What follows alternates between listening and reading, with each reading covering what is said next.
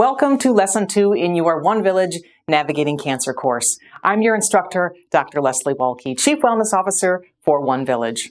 OneVillage builds support networks of navigation, resources, and expertise for anyone facing a medical crisis, so they and their caregivers can focus on what matters most, improving their health and well-being. In Lesson 2, we will be learning about the different types of cancer, how cancers are staged, and about the important statistics of cancer survivorship. The objective is to help you understand the demographics which are making it seem like everyone is getting cancer, and to take some of the intimidation out of cancer by understanding the different kinds and how they are staged. Here we go. The different kinds of cancers are categorized into groups based on where they started growing. The main groups of cancers are carcinomas, sarcomas, lymphomas, leukemias, and cancers of the brain and central nervous system. Now, carcinomas are by far the most common cancers.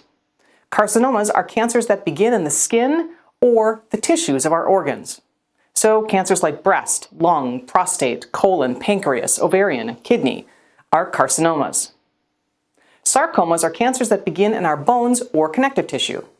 So sarcomas can develop in the bone, but also in the cartilage, fat, muscle, and blood vessels. Leukemias begin in our blood-forming tissues, like the bone marrow. Lymphomas and multiple myeloma are cancers that begin in the cells of our immune system. And central nervous system cancers are cancers that begin in the tissues of the brain and the spinal cord. And of course, within those categories, there are also subcategories. So there are different kinds of lung cancer, different kinds of leukemia, different kinds of lymphomas. That's why sometimes someone with a cancer labeled like yours, for example, colorectal cancer, may get a very different treatment plan. Now let's learn about how and why cancers are staged.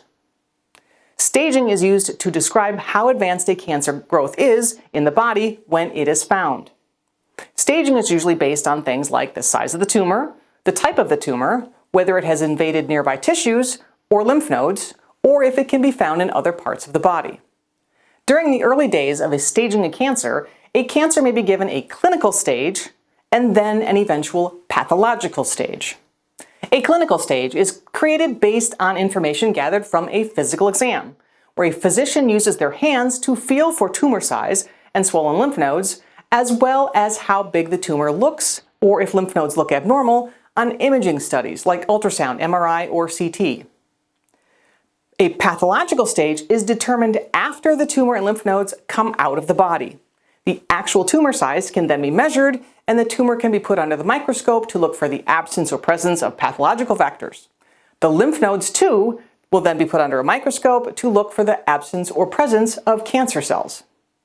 This information is much more precise than the clinical stage, and again is called the pathological stage. When all the information is gathered, it is put together to come up with a stage number.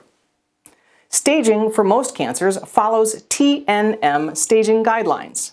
In this process, T stands for tumor, N stands for nodes, and M stands for metastasis.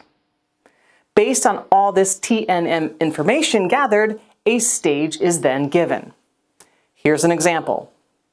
A breast tumor and 4 lymph nodes are surgically removed and sent to pathology. With the help of a microscope and staining, the pathologist studies the tumor type, size, and pathological factors and determines that the tumor is an adenocarcinoma of the breast, which is ER positive, PR negative, grade 3, and HER2 negative. The tumor was 4.5 centimeters, making it a T2 tumor. The 4 lymph nodes removed were all negative, so it is an N0. And there is no evidence of distant spread on scans, so it is an M0. In the staging process, a cancer that is T2, N0, M0, hormone positive, and HER2 negative is a stage 2A breast cancer.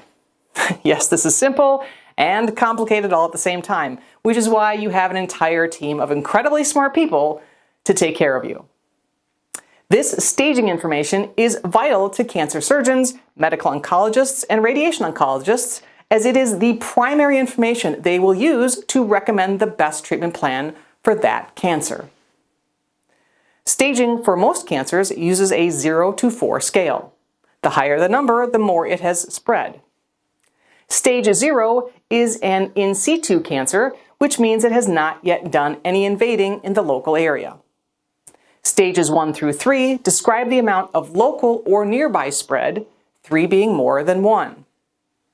A cancer is labeled stage 4 or metastatic when it is found outside of its primary location, like prostate cancer found in the bones, or colon cancer cells found in the liver. Okay, that was a lot. You're doing great. Now let's wrap up lesson 2 by talking about cancer prevalence. If it seems to you like so many more people are getting cancer or have had cancer, you'd be right. According to the National Cancer Coalition for Cancer Survivorship, as of January 2023, there were 18.1 million cancer survivors just in the United States. That number is expected to swell to 26.1 million by 2040. Though that feels scary and overwhelming, nearly all of that increase in people with cancer, ironically, is happening because of population demographics and because of improvements in cancer care. The actual incidence of cancers is staying generally about the same. So here's what's fueling that big increase in people with cancer. First, the size of the human population is getting much bigger. This means there are more people, which means there are more people to get cancer. Second, humans are now living much longer lives. This, too, of course, is good. Yet the longer we live, the higher the risk of many types of cancers gets. Thirdly, people with cancer are living much longer than they did decades ago. This, too, is good.